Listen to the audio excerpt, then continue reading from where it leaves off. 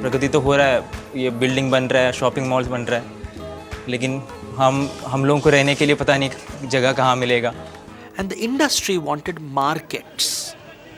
And because you want consumers in these markets, the consumer discourse went about eroding the culture of contentment. And having targets as concepts, you begin to realize that until you achieve a target, you're unhappy. So at any point in time, if you have this mindset between questioning and target setting and logic, you tend to be what we are calling dissatisfied and unhappy most of your life. सरकार ने तो गाय भैंसों के लिए भी तबेले अच्छे से बढ़िया बनाए हुए हैं, लेकिन हमारी रहने की सुविधा इतनी बदतर हो गई है कि हमें तो ना बाथरूम का ठिकाना है, ना किसी चीज़ की सुविधा है.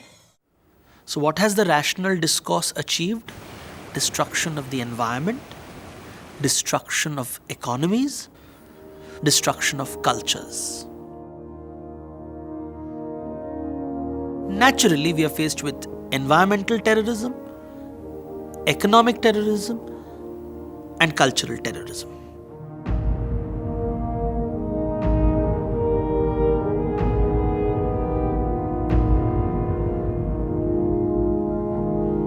There is a story in Indian mythology of two warring sides in a great battle going to God and asking Him to support each one of them. Not wanting to take one side over the other, God divides Himself into two parts: who He is and what He has. These are the two parts of every human being: who we are and what we have.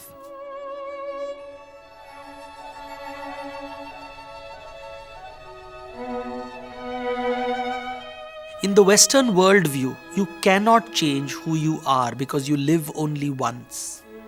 And so you focus on what you have and try to expand that.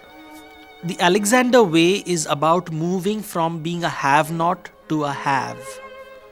The Gymnosophist way is about moving from an am-not to an am.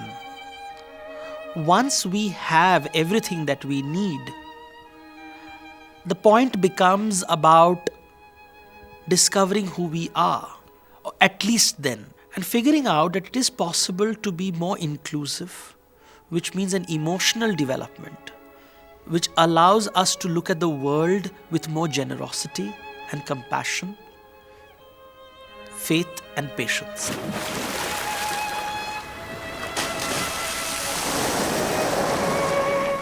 Linear thinking tends to look at things as right and wrong, while cyclical thinking tries to understand the other person's point of view.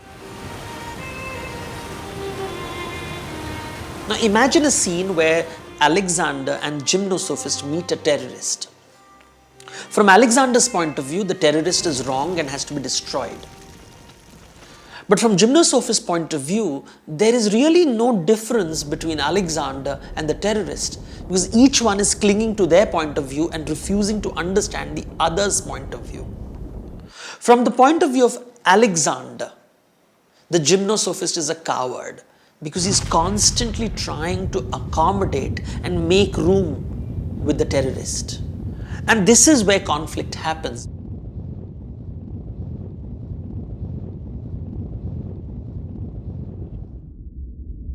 So when we talk about rebirth, we have to ask ourselves, is it an objective truth or a subjective truth? All cultural truths are subjective. They're born of the imagination. The question is, what does this subjective truth give a community and a people?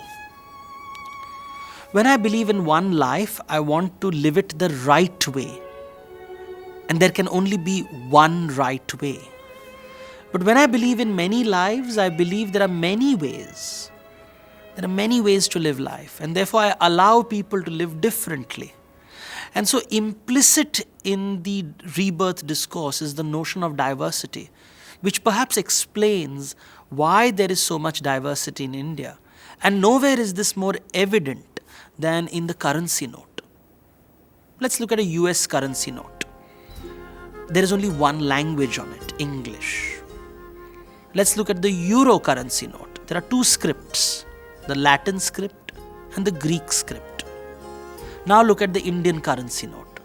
There are 15 scripts at least, excluding English. 16 in all. What does it say? That the gymnosophist way has something to offer. But what is globalization turning out to be? The Alexander's way, the way of the conqueror, where someone has to lose. Perhaps it's time to reconsider the cultural discourse of globalization. Pay more attention to the naked wise sage on the banks of the Indus, who wanted to experience nothingness. And I think it is about discovering that life matters not when you exclude people, when you include people. This is true development. मकानी हूँ या आज़ादे मकां हूँ, जहाँ में हूँ या खुद सारा जहाँ हूँ. Am I confined into the four walls of my mind, or am I beyond all walls? Am I in the world, or is the world because of me?